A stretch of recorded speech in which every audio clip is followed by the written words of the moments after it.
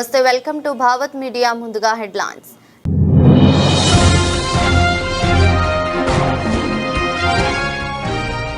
ఇక వాహనాలు మాట్లాడుకుంటాయి. ప్రమాదాలకు చెక్ పెట్టేలా గడ్కరీ ప్రకటన. వాహనాల మధ్య వేగం, లొకేషన్ సమాచారంతో డ్రైవర్లకు అప్రమత్తత.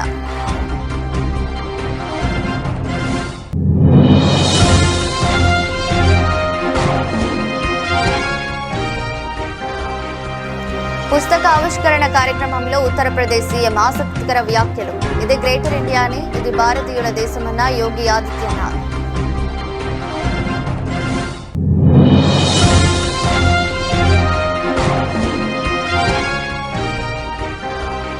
పోలీసులతో వచ్చి మమతా బెనర్జీ కీలక డాక్యుమెంట్లు తీసుకువెళ్లారు. ఈడీ సంచలన ఆరోపణలు.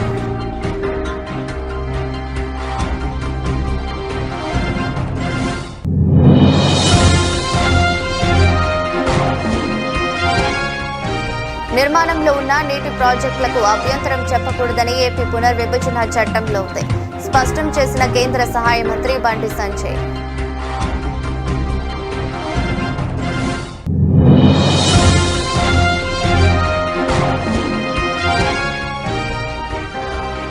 సీఎం రేవంత్ తో హిమాచల్ ప్రదేశ్ మంత్రి భేటీ. తెలంగాణ విద్యా విధానంపై ఆరా.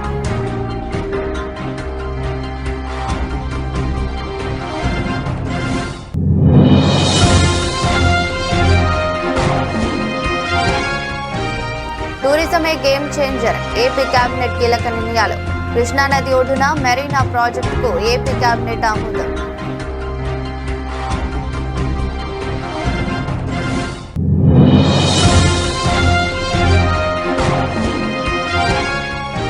కేసీఆర్ ఫామ్ హౌస్ కు కొండా సురేఖ సీతక్క. టీఆర్ఎస్ అధినేత ఆత్మీయ పలకరింపు. మేడారం జాతర ఆహ్వాన పత్రిక అందజేసిన మంత్రులు.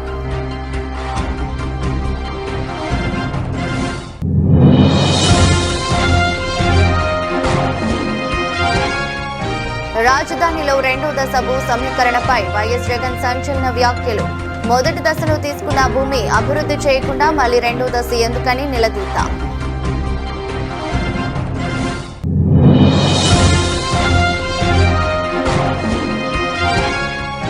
కాంగ్రెస్ ప్రభుత్వంపై బీఆర్ఎస్ వర్కింగ్ ప్రెసిడెంట్ కేటీఆర్ విమర్శనాస్త్రాలు.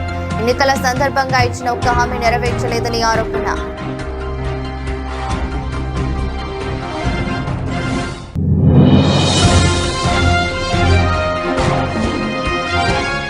విజయవాడలో అమరావతి ఆవకాయ ఫెస్టివల్ ను ప్రారంభించిన సీఎం చంద్రబాబు. తెలుగు సినిమా సంస్కృతి రుచుల వైభవాన్ని చాటి చెప్పడమే ఉత్సవాల లక్ష్యం.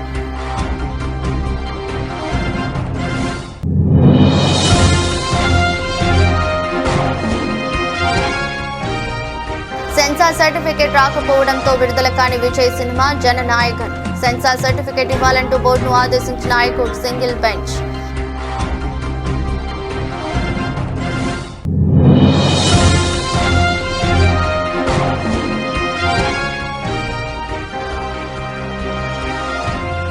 అమ్మాయిల మెగా సమరం. నేటి నుంచే WPL 4వ సీజన్.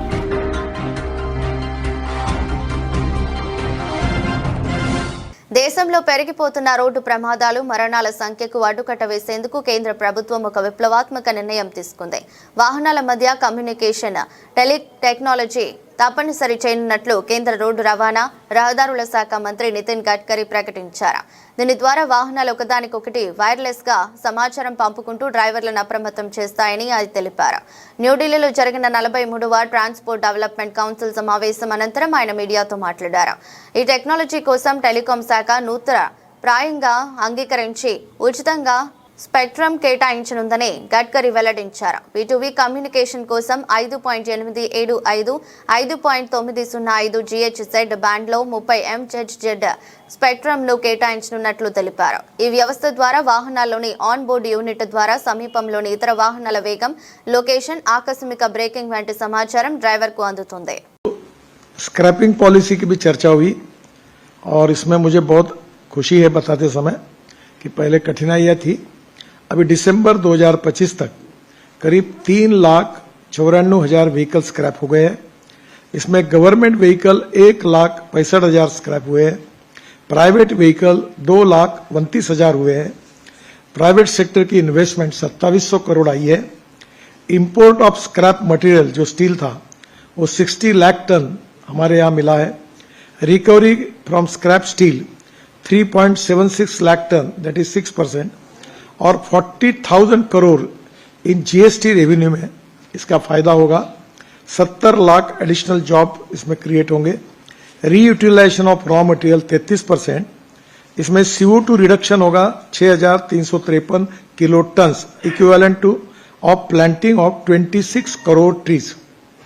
और स्क्रैप मेटल में 3.76 lakh tonne of scrap steel, lead, aluminium, platinum, palladium, ये सब इंपॉर्टेंट मटेरियल वो उससे स्क्रैपिंग से मिल रहे हैं।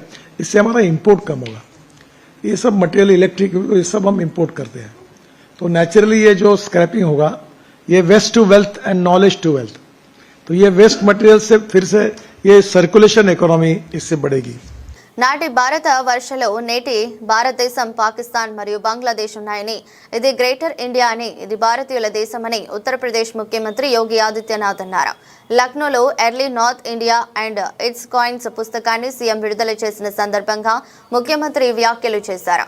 అనంతరం సీఎం యోగి మాట్లాడుతూ, ఇది కేవలం ఒక సాధారణ పుస్తక విడుదల మాత్రమే కాదని, ఇది ప్రపంచం కళ్ళు తెరిపించే ఒక పత్రమని అభివర్ణించారు.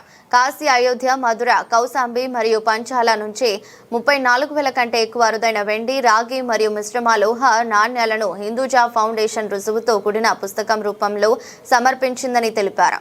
పుస్తక రచయిత ఆచార్య దేవేంద్ర హండా జీ, హిందూజా ఫౌండేషన్ మరియు మొత్తం బృందానికి యోగి ఆదిత్యనాథ్ హృదయపూర్వక అభినందనలు మరియు శుభాకాంక్షలు తెలిపారు. यह पुस्तक और ये समारोह एक केवल एक सामान्य पुस्तक का विमोचन नहीं है, दुनिया की आंखों को खोलने वाला एक दस्तावेज भी है।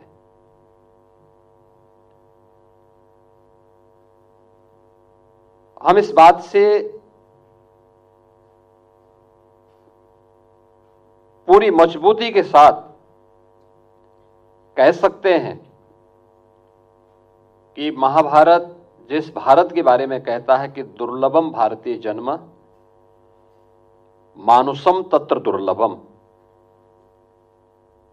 यानी भारत में जन्म लेना दुर्लभ है, और उसमें भी मनुष्य के रूप में जन्म लेना तो और भी दुर्लभ है।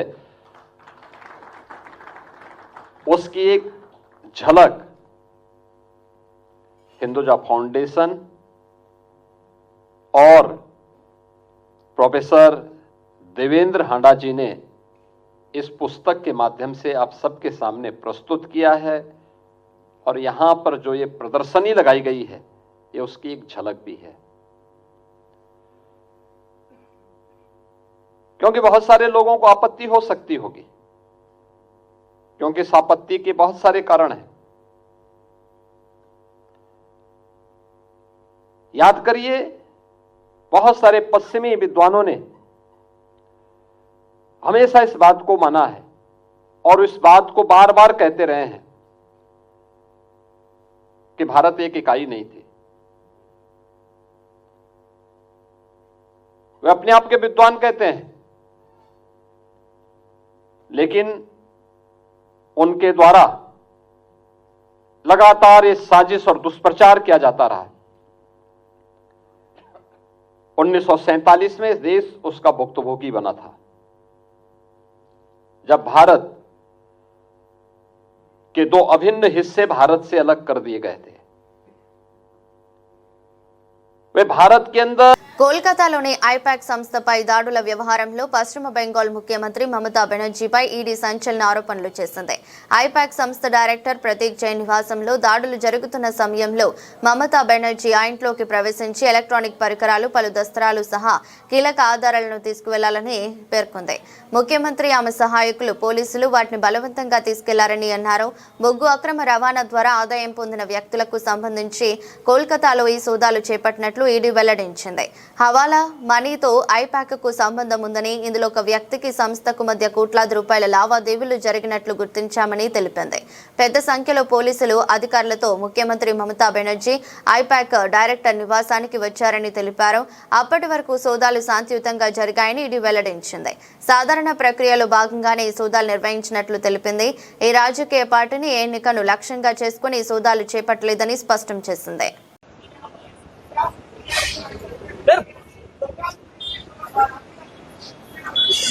যেমনটা দেখতে পাচ্ছেন সকাল 7টা থেকে কিন্তু আইপ্যাকের এই অফিসে কিন্তু ইডি রেড চলছে।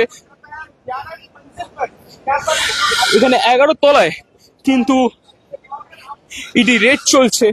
মুখ্যমন্ত্রী মমতা বন্দ্যোপাধ্যায় কিন্তু মুখ্যমন্ত্রী মমতা বন্দ্যোপাধ্যায়ও কিন্তু এখানে এই মুহূর্তে উপস্থিত আছেন। আমরা চেষ্টা করব ভেতরে যাওয়ার। এই মুহূর্তে এখানে కన్స్ట్రక్షన్ কাজ চলছে কিন্তু 11వ ఫ్లోరే ఈ గోడ్రేజ్ వాటర్ సైడ్. ఆంధ్రప్రదేశ్ పునర్విభజన చట్టంలో అప్పటికే నిర్మాణంలో ఉన్న నీటి ప్రాజెక్టులకు అభ్యంతరం చెప్పకూడదని ఉందని కేంద్ర సహాయ మంత్రి బండి సంజయ్ స్పష్టం చేశారు. నీటి పంపకాల విషయంలో కాంగ్రెస్ బీఆర్ఎస్ పార్టీల మధ్య జరుగుతున్న వాగ్యుద్ధం నేపథ్యంలో ఆయన మీడియాతో మాట్లాడుతూ కృష్ణా జిల్లాలో తెలంగాణకు 571 టీఎంసీలు రావాల్సి ఉండగా కేవలం 299 టీఎంసీలకు మాత్రమే అప్పటి ముఖ్యమంత్రి కేసీఆర్ ఎందుకు అంగీకరించారని ప్రశ్నించారు. కృష్ణా జలాల విషయంలో కేసీఆర్ ప్రజలను పదే పదే మోసం చేశారని ఆరోపించారు. కాంగ్రెస్ బీఆర్ఎస్ పార్టీలు తమ వైఫల్యాలను కప్పిపుచ్చుకోవడానికి నదీ జలాల అంశాన్ని తెరపైకి తెచ్చాయని అన్నారు. ఇది ఫస్ట్ మొట్టమొదటిసారి 3 సంవత్సరాల క్రితం బయట పెట్టింది నేనే. ఈ రోజు రాష్ట్ర ముఖ్యమంత్రి అసెంబ్లీ చెప్తున్నాడు. ఇది 3 సంవత్సరాల క్రితము అప్పుడు ఉమాభారతి గారు మినిస్టరు, చంద్రబాబు నాయుడు గారు సీఎం, గౌరవనీయులు పెద్దలు పూజ్యులు ఆదరణీయులు ఆదర్శమూర్తి తెలంగాణ బాబు కేసీఆర్ గారు ముఖ్యమంత్రి. ఈ సమావేశంలో హరీష్ రావు గారు ఉన్నారు. ఈ సమావేశంలో అప్పుడు విద్యాసాగర్ గారు ఉన్నారు. అప్పుడు ఆయన నీటిపారుదల అడ్వైజర్. వీళ్ళందరూ కూర్చొని ఉమాభారతి గారి సమక్షంలో 2 రాష్ట్రాలు కూర్చొని 2 రాష్ట్రాల మధ్య జరిగిన అగ్రిమెంటు ఏం జరిగింది, కేసీఆర్ ఏం ఒప్పుకున్నారంటే మాకు 299 టీఎంసీలు చాలు అని ఒప్పుకున్న పేపర్ ఇది. ఇది అఫీషియల్ డాక్యుమెంట్. ఇది కేంద్ర ప్రభుత్వం జలశక్తి మినిస్టర్లో ఇంకా ఉంది. ఇది నువ్వు 299 టీఎంసీలకు ఎవరినడుగు ఒప్పుకున్నావు అని నేను అంటుండే కదా. ఆ రోజు అడిగినా ఈ రోజు అడుగుతున్నా. ఈడ ఊకదంపుడు స్పేటం ఇచ్చినావు. కృష్ణ మీ జాగిరా అంటే నువ్వు పోటు కానివి తోపు కానివి ఏదో సాధిస్తావంటే నువ్వు ఒప్పుకున్నది ఎంత? 299 టీఎంసీలకు ఆ రోజు ఎందుకు ఒప్పుకున్నావో కేసీఆర్ దగ్గర ఇప్పటికి సమాధానం లేదు, ఇప్పటికి లేదు. ఇది మొట్టమొదటి బయట పెట్టింది నేనే, రాష్ట్ర అధ్యక్షుని గారు. ఈ డాక్యుమెంట్ బయట తీసుకొచ్చింది నేనే. భారతీయ జనతా పార్టీ జలశక్తి మినిస్టర్ తెలంగాణ సచివాలయంలో సీఎం రేవంత్ రెడ్డిని హిమాచల్ ప్రదేశ్ విద్యాశాఖ మంత్రి రోహిత్ కుమార్ తో కూడిన ఉన్నతాధికారుల బృందం కలిసింది. ఈ సందర్భంగా తెలంగాణలో తీసుకురాబోతున్న విద్యా విధానాన్ని సీఎం రేవంత్ రెడ్డిని మంత్రి రోహిత్ కుమార్ అడిగి తెలుసుకున్నారు. ప్రైవేటుకు దీటుగా ప్రభుత్వ పాఠశాలలను బలోపేతం చేసే ప్రీ ప్రైమరీ విద్యా విధానాన్ని త్వరలో తెలంగాణలో అమలు చేయనున్నట్లు హిమాచల్ ప్రదేశ్ విద్యాశాఖ మంత్రి రోహిత్ కుమార్ కు తెలంగాణ ముఖ్యమంత్రి రేవంత్ రెడ్డి తెలిపారు. గ్రామీణ ప్రాంతాల్లో చిన్నారులను ప్రీ ప్రైమరీ పాఠశాలలకు తీసుకెళ్లేందుకు రవాణా సౌకర్యాన్ని సైతం కల్పించే యోచనలో కాంగ్రెస్ ప్రభుత్వం ఉందని ఆయనకు రేవంత్ రెడ్డి వివరించారు. రాష్ట్రంలో ఐటీఐలను ఏటీసీలుగా తీర్చిదిద్దుతున్నట్లు ఈ సందర్భంగా సీఎం రేవంత్ వివరించారు. ప్రతి నియోజకవర్గంలో ఏటీసీ సెంటర్ను ఏర్పాటు చేస్తున్నట్లు తెలిపారు. ఈ సందర్భంగా హైదరాబాద్ మల్లేపల్లిలోని ఐటీఐని సందర్శించాలని మంత్రి రోహిత్ కుమార్ కు ముఖ్యమంత్రి సూచించారు. ఈ సందర్భంగా తెలంగాణలో అమలు కానున్న ఇంటిగ్రేటెడ్ స్కూల్స్ నిర్మాణంపై రోహిత్ కుమార్ ఆసక్తి కనబరిచారు. ముఖ్యమంత్రి చంద్రబాబు అధ్యక్షతన జరిగిన ఆంధ్రప్రదేశ్ మంత్రివర్గ సమావేశం పలు కీలక నిర్ణయాలకు వేదికైంది. అమరావతిలోని కృష్ణానదీ తీరంలో ప్రతిష్టాత్మక మెరీనా ప్రాజెక్టు ఏర్పాటుతో పాటు రాష్ట్రానికి 19,391 కోట్ల విలువైన పెట్టుబడులను ఆకర్షించే ప్రతిపాదనలకు కేబినెట్ ఆమోద ముద్ర వేసింది. పర్యాటక రంగాన్ని రాష్ట్ర ఆర్థిక వ్యవస్థకు గేమ్ చేంజర్ గా మార్చి యువతకు భారీగా ఉపాధి కల్పించాలని ప్రభుత్వం లక్ష్యంగా పెట్టుకుంది. మంత్రివర్గం తీసుకున్న నిర్ణయాలతో పరిశ్రమలు, పర్యాటకం, ఫుడ్ ప్రాసెసింగ్, ఇంధన రంగాల్లో మొత్తం 14 కొత్త సంస్థలు ఏర్పాటవుతాయి. ఈ పెట్టుబడుల ద్వారా రాష్ట్రంలో 11,753 మందికి ప్రత్యక్షంగా ఉద్యోగ అవకాశాలు లభిస్తాయని ప్రభుత్వం అంచనా వేస్తోంది. సమావేశంలో అత్యంత ప్రాధాన్యత కలిగిన అంశంగా కృష్ణానది తీరంలో మెరీనా ప్రాజెక్టుకు కేబినెట్ పచ్చజెండా ఊపింది. దీంతో పాటు రాష్ట్రంలో సరకు రవాణా రంగాన్ని వ్యవస్థీకృతం చేసేందుకు ఏపీ లాజిస్టిక్స్ ఇన్ఫ్రాస్ట్రక్చర్ కార్పొరేషన్ ఏర్పాటు చేయాలని నిర్ణయించారు. తెలంగాణ రాష్ట్ర మంత్రులు కొండా సురేఖ, సీతక్కలను మాజీ ముఖ్యమంత్రి బీఆర్ఎస్ అధినేత కేసీఆర్ ఆత్మీయంగా పలకరించారు. తన నివాసానికి వచ్చిన మంత్రులను బాగున్నారా అమ్మా అని ఆయన ఆప్యాయంగా పలకరించారు.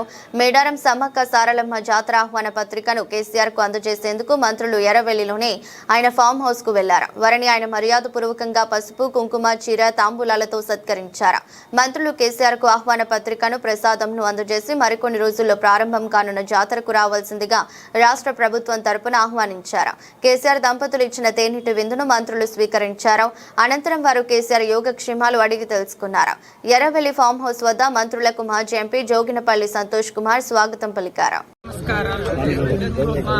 నాతో పాటు ఇద్దరం కలిసి ఇక్కడ మరి మాజీ సీఎం గారు, ఆపోజిషన్ లీడర్ గా ప్రతిపక్ష నేతగా ఉన్నటువంటి కేసీఆర్ గారిని కలిసి మరి జనవరి 28 నుంచి 31 వరకు జరిగేటువంటి మన రాష్ట్ర పండుగగా, మరి దేశ విదేశాల నుంచి కూడా ఎంతో మంది భక్తులు వచ్చేటువంటి పండుగ, మరి కొంగు బంగారంలా కోరిన కోరికలు తీస్తున్నటువంటి సమ్మక్క సారలమ్మ మహాజాతర జరుగుతున్న సందర్భంగా మరి మాజీ ముఖ్యమంత్రి గారు గౌరవ శ్రీ కేసీఆర్ గారిని నేను, మా అక్క సురేఖ అక్క గారు, అదేవిధంగా ఇక్కడ ఆకాంక్ష గారు, మన జిల్లా అధ్యక్షురాలు, మా ములుగు జిల్లా అధ్యక్షుడు డిసిసి పైడాకుల అశోక్ గారు, మేమందరం కలిసి రావడం జరిగింది.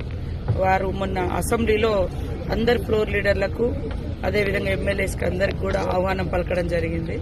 కాబట్టి ఆ రోజు మరి మేము కేసీఆర్ గారు టైం అడగడంతో ఈరోజు వారు మాకు టైం ఇచ్చారు. ఆ టైం ప్రకారం ఎలాంటి రాజకీయ సంబంధాలు కాదు, ఇది ఒక ట్రెడిషన్, ఒక సాంప్రదాయబద్ధంగా నిర్వహించుకునేటువంటి జాతర. ఆదివాసీ బిడ్డలుగా పుట్టినటువంటి సమ్మక్క సారలమ్మలు కానీ ఈ రాష్ట్రంలో గాని పక్క రాష్ట్రాల్లో గాని అందరి దేవులుగా, ఒక కులము, మతము, ప్రాంతము అనేటువంటి తేడా లేకుండా మరి అందరి కోరిన కోరికలను తీర్చే తల్లులుగా ఉన్నారు. కాబట్టి ఈ యొక్క మహాజాతరకు మేము ఆహ్వానించడం జరిగింది. వారు అదేవిధంగా కేసీఆర్ గారు, వారి సతీమణి శుభమ్మ. అమరావతి రాజధానిలో రెండో దశ భూ సమీకరణపై వైఎస్ఆర్సీపీ అధినేత వైఎస్ జగన్ ఆగ్రహం వ్యక్తం చేశారు. మొదటి దశలో తీసుకున్న భూమిని అభివృద్ధి చేయకుండా మళ్లీ రెండో దశ ఎందుకని వైఎస్ జగన్ ప్రశ్నించారు. చంద్రబాబు చేస్తున్నది పిచ్చి పని అంటూ మండిపడ్డారు. వైఎస్ఆర్సీపీ అధినేత వైఎస్ జగన్ నేషనల్ మీడియాతో మాట్లాడుతూ చంద్రబాబు వైఖరిని తప్పుపట్టారు. రాజధాని పేరుతో తొలి విడతలో 50,000 ఎకరాలు తీసుకున్నారు. ఆ భూమి అభివృద్ధికి 1,00,000 కోట్లు అవసరమని చంద్రబాబు చెప్పారు. అది కూడా కేవలం రోడ్లు, కరెంటు, డ్రైనేజీ, నీరు లాంటి మౌలిక సదుపాయాలకే ఖర్చు చేశారు.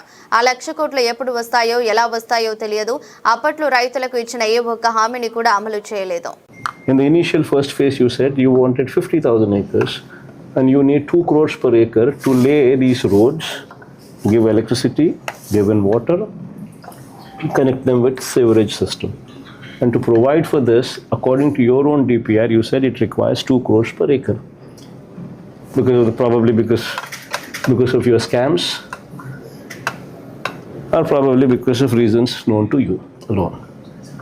Now you and your Benamis have procured land here, so you've decided the capital here. Now for 50,000 acres, at the rate of 2 crores per acre according to your own DPR, it costs 1 lakh crores. Now this 1 lakh crores, God knows when it's going to come, God knows how it's going to come. Now, forget about that aspect. Now you want to add one more 50,000 acres of land. You want to add another 50,000 acres of land, which costs you another 1 lakh crores. So you're actually talking about 2 lakh crores requirement, 1 lakh acres of land you want to develop. What kind of insanity is this when the first 50,000 acres itself is not developed? When the farmers are crying about it, that what have you done? Why did you take our land? We are left with nothing now. And there is no development also because of 1 lakh crores that is required to lay the roads, to lay the drainage, to lay the current. to lay the sewerage. So this is the situation there. You're talking about acquiring another 50,000 acres. So the insanity is prevailing. Congress ప్రభుత్వంపై CM Revanth రెడ్డిపై BRS working president ఆగ్రహం వ్యక్తం చేశారు. తెలంగాణ భవన్లో శ్రీలింగంపల్లి నియోజకవర్గానికి చెందిన పలువురు నాయకులు వివిధ పార్టీల నుంచి వచ్చి బీఆర్ఎస్ లో చేరారు. కేటీఆర్ వారికి స్వయంగా కండువాలు కప్పి పార్టీలోకి ఆహ్వానించారు. ఈ సందర్భంగా ఆయన మాట్లాడుతూ రేవంత్ రెడ్డి సర్కారు ప్రజలను మోసం చేసిందని అన్నారు. ఎన్నికల సందర్భంగా ఇచ్చిన ఒక హామీని కూడా ఈ రేవంత్ సర్కారు నెరవేర్చలేదని కేటీఆర్ విమర్శించారు. తాము అధికారంలోకి రాగానే ఏడాదిలోగా 2 లక్షల ఉద్యోగాలు ఇస్తామని హామీ ఇచ్చారని గుర్తు చేశారు.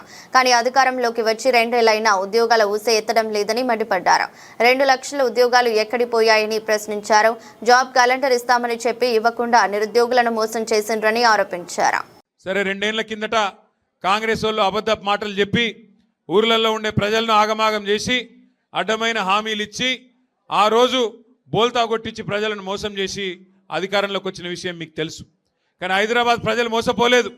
హైదరాబాద్లో మాత్రం ఒక్కటంటే ఒక్క సీటు కూడా కాంగ్రెస్కి ఇయ్యలే. మొత్తం బీఆర్ఎస్ని గెలిపించినందుకు మీ అందరికీ నా ధన్యవాదాలు. ముఖ్యంగా శేర్లింగంపల్లి నియోజకవర్గంలో ఆనాడు ఈరోజు ఎమ్మెల్యేగా ఉన్న గాంధీ ఆ రోజు పాంప్లెట్లు కొట్టించిండు.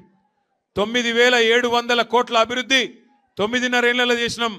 సంవత్సరానికి 1000 కోట్లతో అభివృద్ధి చేసినాం కేసీఆర్ గారి నాయకత్వంలో అని చెప్పి ఆ రోజు పాంప్లెట్లు కొట్టించి మళ్ళొకసారి మీ ఆశీర్వాదం కోరుతున్నా అని చెప్పి అన్ని డివిజన్లలో ప్రచారం చేసి మీ దయతోని కేసీఆర్ గారి బొమ్మ మీద కారు గుర్తు మీద గెలిచొచ్చిండు ఎమ్మెల్యే.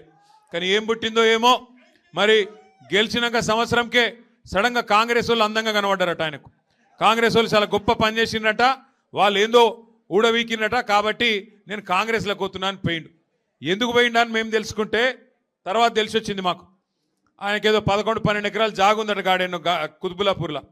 రేవంత్ రెడ్డి ఫోన్ చూసినావు గాజుల రామారావు అట అడ్రస్ కూడా ఎరికేనా తమ్మి నీకు? ఒక భూమి 1000 కోట్ల భూమి అట. ఆ భూమి కోసం ఇలా ఆత్మను చంపుకొని మనిషి కూడా అమ్ముడు పోయి రేవంత్ రెడ్డి సంకలది వచ్చిండు. ఆ భూమి మరి పోయేటప్పుడు కొంట పోతాడో ఏదో నాకు తెలియదు, కానీ ఆ భూమి కోసం ఇవాళ పోయి ఆ పార్టీలో వచ్చిండు.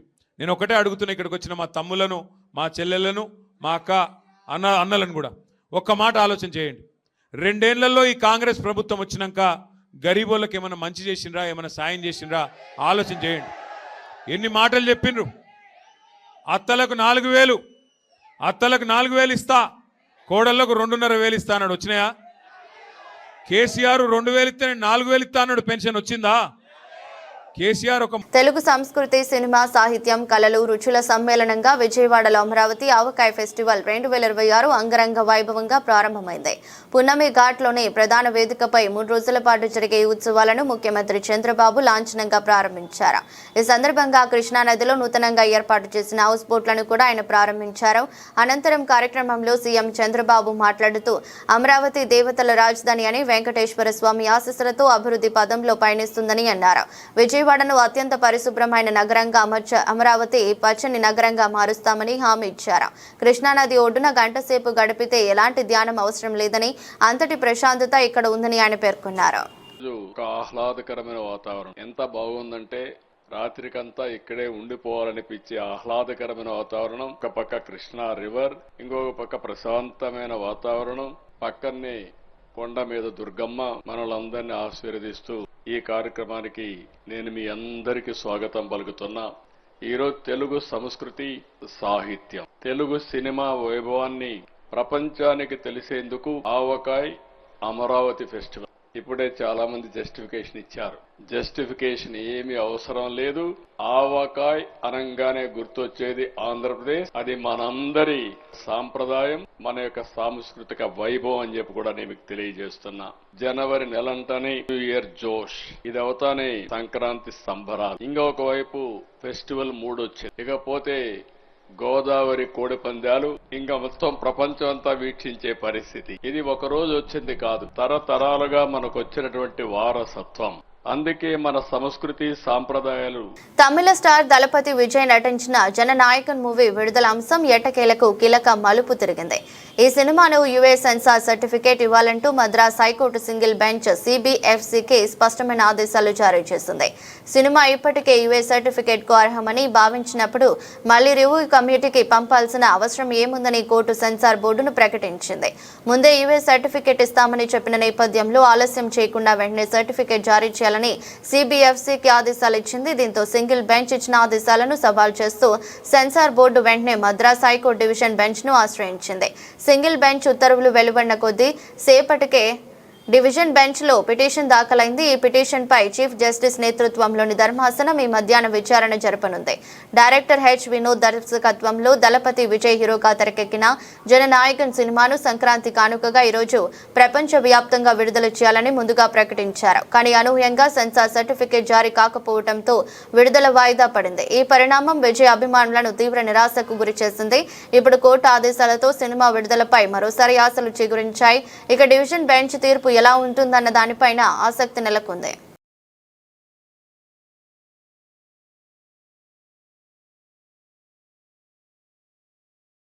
ఇటీవలే భారత్ ఆతిథ్యం ఇచ్చిన ఐసీసీ మహిళల వన్డే ప్రపంచ కప్ లో అమ్మాయిల విన్యాసాలను మరిచిపోకముందే మరో మెగా టోర్నీ క్రికెట్ అభిమానులను అలరించేందుకు సిద్ధమైంది. భారత మహిళా క్రికెట్ గతిని మార్చిన ఉమెన్స్ ప్రీమియర్ లీగ్ 4వ సీజన్ కు వేలైంది. శుక్రవారం నుంచి ఈ టోర్నీ 4వ సీజన్ షురూ కానుంది. కొద్ది రోజుల క్రితమే ముగిసిన WPL మినీ వేలంలో ఆటగాళ్లను రికార్డు ధరలకు దక్కించుకున్న ఫ్రాంచైజీలు ఇక టైటిల్ వేటలో ప్రత్యర్థులతో అమితుమి తేల్చుకునేందుకు సిద్ధమయ్యాయి. సుమారు నెల రోజుల పాటు వివిధ దేశాల మహిళా క్రికెటర్లు ఫ్యాన్స్ కు పసందైన క్రికెట్ మజాను అందించబోతున్నారు. ఏడాది మహిళల T20 ప్రపంచ కప్ కూడా ఉన్న నేపథ్యంలో జాతీయ జట్టులో చోటు దక్కించుకోవడానికి యువ క్రికెటర్లకు ఈ టోర్నీ ఒక సువర్ణావకాశం. ఈసారి WPL 2 వేదికల్లో జరగనుంది. టోర్నీలో 5 జట్లు 22 మ్యాచ్లు జరగనుండగా తొలి దశ 11 మ్యాచ్లకు నవీ ముంబైలోని DY పాటిల్ స్టేడియం ఆతిథ్యం ఇవ్వనుండగా తర్వాత దశలో మ్యాచ్లు వడోదరలో జరుగుతాయి. డిఫెండింగ్ ఛాంపియన్ ముంబై ఇండియన్స్ స్మృతి మంతానా సారథ్యంలోని రాయల్ ఛాలెంజర్స్ బెంగళూరు మ్యాచ్ తో టోర్నీకి తెరలేపనుంది. డబుల్ హెడర్స్ ను మినహాయిస్తే మిగతా మ్యాచ్లన్నీ రాత్రి 7:30 మొదలవుతాయి.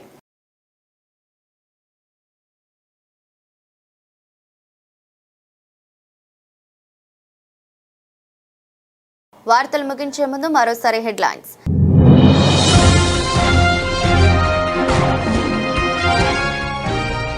ఇక వాహనాలు మాట్లాడుకుంటాయి. ప్రమాదాలకు చెక్ పెట్టేలా గడ్కరీ ప్రకటన. వాహనాల మధ్య వేగం, లొకేషన్ సమాచారంతో డ్రైవర్లకు అప్రమత్తత.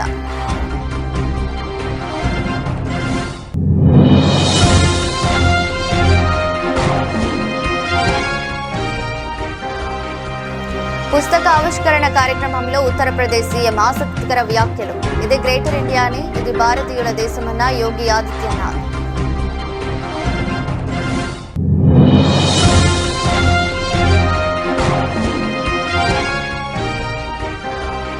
పోలీసులతో వచ్చి మమతా బెనర్జీ కీలక డాక్యుమెంట్లు తీసుకువెళ్లారు. ఈడీ సంచలన ఆరోపణలు.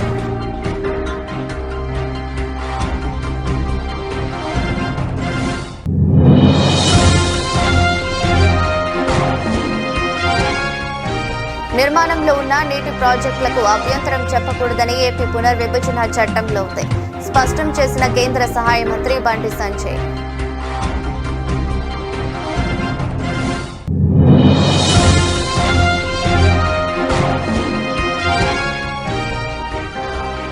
సీఎం రేవంత్ తో హిమాచల్ ప్రదేశ్ మంత్రి భేటీ. తెలంగాణ విద్యా విధానంపై ఆరా.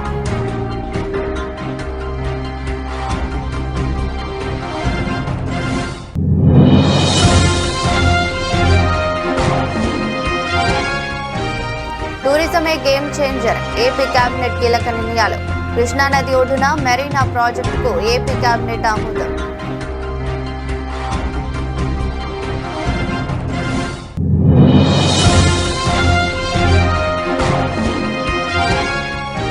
కేసీఆర్ ఫామ్ హౌస్ కు కొండా సురేఖ సీతక్క. టీఆర్ఎస్ అధినేత ఆత్మీయ పలకరింపు. మేడారం జాతర ఆహ్వాన పత్రిక అందజేసిన మంత్రులు.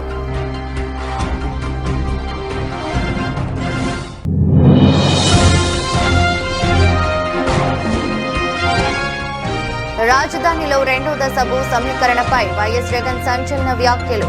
మొదటి దశను తీసుకున్న భూమి అభివృద్ధి చేయకుండా మళ్లీ 2వ దశ ఎందుకని నిలదీత.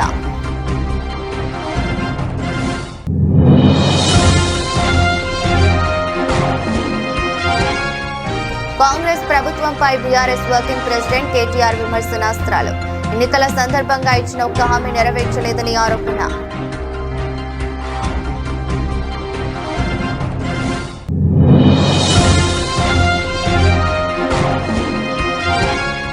విజయవాడలో అమరావతి ఆవకాయ ఫెస్టివల్ ను ప్రారంభించిన సీఎం చంద్రబాబు. తెలుగు సినిమా సంస్కృతి రుచుల వైభవాన్ని చాటి చెప్పడమే ఉత్సవాల లక్ష్యం.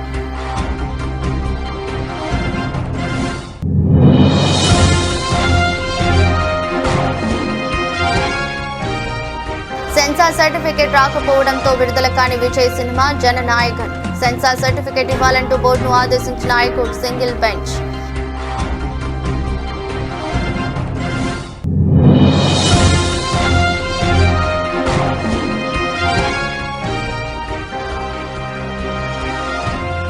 అమ్మాయిల మెగా సమరం. నేటి నుంచే WPL 4వ సీజన్.